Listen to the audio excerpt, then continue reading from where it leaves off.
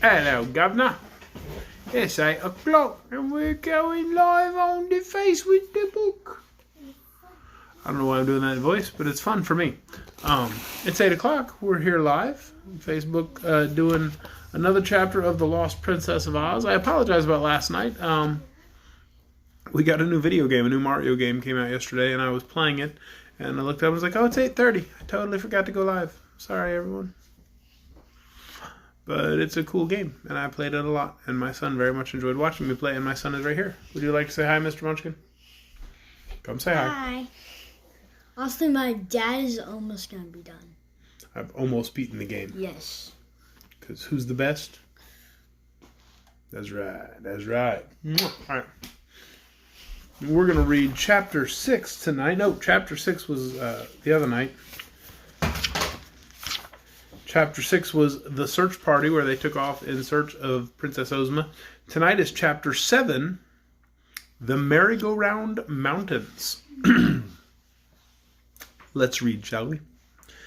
The rolling prairie was not difficult to travel over, although it was all uphill and downhill, so for a good while they made good progress. Not even a shepherd was to be met with now, and the farther they advanced, the more dreary the landscape became. At noon they stopped for a picnic luncheon, as Betsy called it, and then they again resumed their journey. All the animals were swift and tireless, and even the cowardly lion and the mule found they could keep up with the pace of the Woozy and the Sawhorse. It was the middle of the afternoon when first they came in sight of a cluster of low mountains. These were cone-shaped, rising from broad bases to sharp peaks at the tops. From a distance the mountains appeared indistinct and seemed rather small, more like hills than mountains.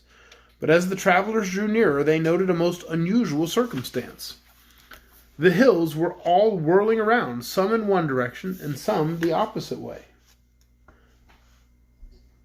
I'm going to wait for you to be done with whatever you're doing, because you're not supposed to be over there playing. You ready? Okay. Well, I guess those are the Merry-Go-Round Mountains. All right, said Dorothy. They must be, said the Wizard. They go round, sure enough, added Trot, but they don't seem very merry. There were several rows of these mountains, extending both to the right and to the left for miles and miles.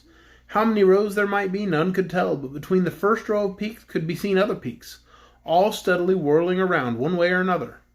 Continuing to ride nearer, our friends watched these hills attentively until at last, coming close up, they discovered there was a deep but narrow gulf around the edge of each mountain, and that the mountains were set so close together that the outer gulf was continuous and barred further advance. At the edge of the gulf, they all dismounted and peered over into its depths. There was no telling where the bottom was, if indeed there was any bottom at all. From where they stood, it seemed as if the mountains had been set in one great hole in the ground, just close enough together so they would not touch, and that each mountain was supported by a rocky column beneath its base which extended far down into the black pit below. From the land side, it seemed impossible to get across the gulf, or, succeeding in that, to gain a foothold on any of the whirling mountains. This ditch is too wide to jump across, remarked Button-Bright. Perhaps a lion could do it, suggested Dorothy. What? Jump from hill to that whirling hill? Cried the lion indignantly. Why, I should say not.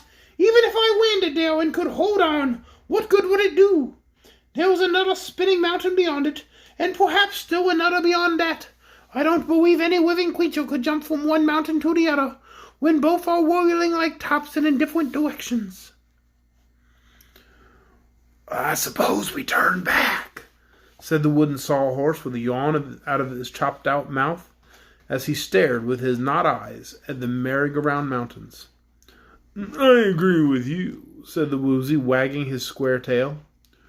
We should have taken the shepherd's advice, added Hank the Mule. The others of the party, however they might be puzzled by the serious problem that confronted them, would not allow themselves to despair. If once we get over these mountains, we could probably get along all right, said Button-Bright. True enough, agreed Dorothy, so we must find some way, of course, to get past these whirling hills, but how? Well, I wish the Orc was with us, sighed Trot. But the orc isn't here, said the wizard, and we must depend upon ourselves to conquer this difficulty. Unfortunately, all my magic has been stolen, otherwise I could easily get over the mountains. Unfortunately, observed the woozy, none of us has wings, and we're in a magic country without any magic. What is that around your waist, Dorothy? asked the wizard. Oh, that's just the magic belt I once captured from the Gnome King. A magic belt? Why, that's fine. I'm sure a magic belt would take you over the hills. It didn't matter if I knew how to work it, said the little girl. Ozma knows lots of its magic, but I never found out about it. All I know is that while I'm wearing it, nothing can hurt me. Try wishing yourself across and see if it will obey you, suggested the wizard. But what good would that do? Asked Dorothy. If I get across, it wouldn't help the rest of you, and I couldn't go alone among all those giants and dragons while y'all stayed here.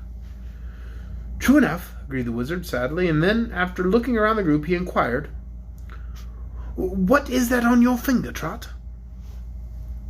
It's a ring. The mermaids gave it to me, she explained.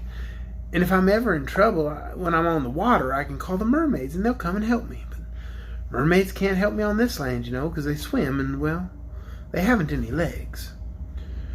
True enough, repeated the wizard more sadly. There was a big, broad-spreading tree near the edge of the gulf, and as the sun was hot above them, they all gathered under the shade of the tree to study the problem of what to do next. If we had a long rope, said Betsy, we could fasten it to this tree and let the other end of it down into the gulf and all slide around it. Well, what then? Asked the wizard. Then, if we could manage to throw the rope up the other side, explained the girl, we could all climb it and be on the other side of the gulf. There are too many ifs in that suggestion, remarked the little wizard. You must remember that the other side is nothing but spinning mountains, so we can't possibly fasten a rope to them, even if we had one. That rope idea ain't a half bad one, though, said the patchwork girl, who'd been dancing dangerously near to the edge of the gulf. Well, what do you mean? Asked Dorothy. The patchwork girl suddenly stood still and cast her button eyes around the group. Ha! I have it! She exclaimed. Unharness the sawhorse. Somebody, my fingers are too clumsy. Shall we? Asked Button-Bright doubtfully, turning to the others. Well, Scraps has a lot of brains, even if she is stuffed with cotton, asserted the wizard. If her brains can help us out of this trouble, we ought to use them. So he began unharnessing the sawhorse, and Button-Bright and Dorothy helped him. When they had removed the harness, the patchwork girl told them to take it all apart and buckle the straps together end to end. After they had done this, they found they had one very long strap, which was stronger than any rope. We would reach across the gulf easily, said the lion, who with the other animals had sat on his haunches and watched this proceeding. But I don't see how it could be fastened to one of those dizzy mountains. Scraps had no such notion as that in her baggy head. She told them to fasten one end of the strap to a stout limb of the tree, pointing to one which extended quite to the edge of the gulf. Button-Bright did that, climbing the tree and then crawling out upon the limb until he was nearly over the gulf. There he managed to fasten the strap, which reached to the ground below, and then he slid down it and was caught by the wizard, who feared he might fall into the chasm. Scraps was delighted. She seized the lower end of the strap, and telling them all to get out of the way, she went back as far as the strap would reach, then made a sudden run forward toward the gulf. Over the edge she swung, clinging to the strap until it had gone as far as its length permitted, when she let go and sailed gracefully through the air until she alighted upon the mountain just in front of them. Almost instantly, as the great cone continued to whirl, she was sent flying against the next mountain in the rear. And that had only turned halfway around when Scraps was sent flying to the next mountain behind it. Then her patchwork form disappeared from view entirely, and the amazed watchers under the tree wondered what had become of her. She's gone, and she can't get back, said the woozy. My, how she bounded from one mountain to another, exclaimed the lion. That was because they whirl so fast, the wizard explained. Scraps had nothing to hold on to, and so, of course, she was tossed from one hill to another. I'm afraid we shall never again see the poor patchwork girl. I shall see her, declared the woozy.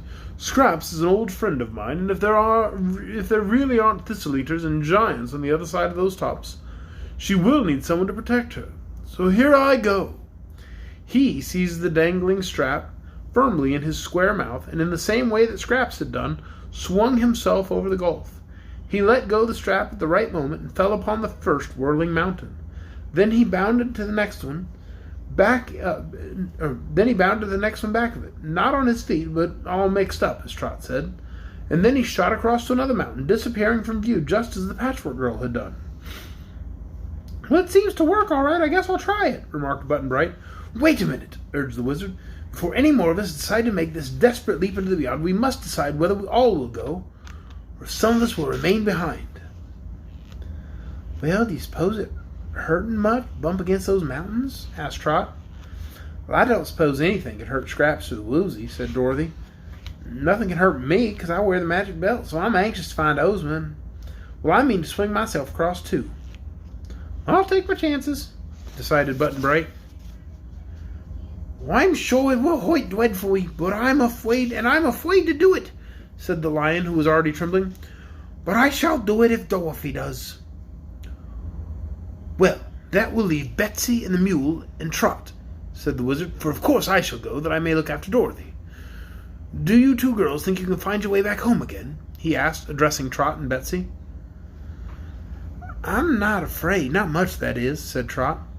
"Looks risky, I know, but well, I'm sure I can stand if the others can." "Well, if it wasn't for leaving Hank," began Betsy in a hesitating voice, but the Mule interrupted her by saying, "Go ahead if you want to, and I'll come after you. Mule's as brave as a lion any day." "Braver," said the Lion, "for I'm a coward, friend Hank, and you are not, but of course the Sawhorse." "Oh, nothing ever hurts me," asserted the Sawhorse calmly. "There's never been any question about my going. Can't take the red wagon, though." "No, we must leave the wagon," said the Wizard, "and also we must leave our food and blankets, I fear. But if we can defy these merry-go-round mountains to stop us, we won't mind the sacrifice of some of our comforts." "No one knows where they're going to land," remarked the Lion in a voice that sounded as if he were going to cry. "We may not land at all," replied Hank, "but the best way to find out what will happen to us is to swing across as Scraps and the Woozy have done." "I think I shall go last," said the Wizard. "Who wants to go first?" "I'll go," decided Dorothy. "No, it's my turn first," said Button-Bright. "Watch me." Even as he spoke, the boy seized the strap, and after making a run, swung himself across the gulf. Away he went, bumping from hill to hill until he disappeared. They listened intently, but the boy uttered no cry until he had been gone some moments, when they heard a faint "hoo-ha!" as if called from a great distance. The sound gave them courage, however, and Dorothy picked up Toto and held him fast under one arm, while with the other hand she seized the strap and bravely followed Button-Bright. When she struck the first whirling mountain, she fell upon it quite softly, but before she had time to think, she flew through the air and lit with a jar on the side of the next mountain.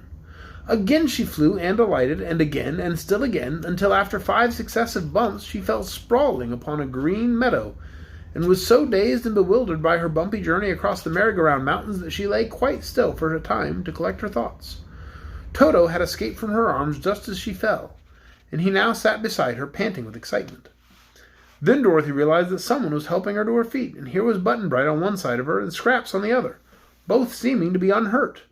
The next object her eyes fell upon was the Woozy, squatting upon his square back and looking at her reflectively, while Toto barked joyously to find his mistress unhurt after her whirlwind trip. "Good," said the Woozy. "Here's another, and a dog, both safe and sound. But my word, Dorothy, you flew some. If you could have seen yourself, you'd have been absolutely astonished."